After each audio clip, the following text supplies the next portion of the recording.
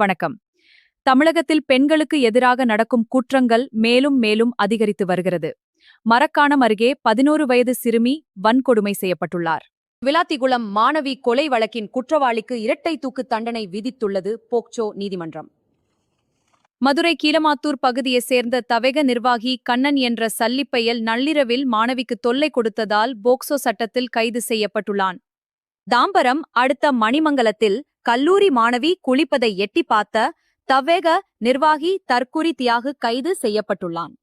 கோவை தொண்டாமுத்தூர் அருகே காதலிக்க மறுத்ததால் இளம்பெண் வீட்டில் பெட்ரோல் குண்டு வீசிய கார்த்தி என்ற இளைஞர் கைது. குறிப்பிட்ட கட்சியின் ஆதரவாளர்கள் அவர்களின் பட விமர்சனத்தையே ஏற்றுக்கொள்ள முடியாமல் சமூக வலைதளங்களில் பெண்களை ஆபாசமாக பேசி வந்தனர். அப்படிப்பட்டவர்கள் இன்று நேரடியாக குற்றங்களை செய்து வருவது பொதுமக்களை கலங்கடித்துள்ளது. சிங்கப்பெண் அதிரடிப்படைதான் அவர்களை கட்டுப்படுத்த வேண்டும்.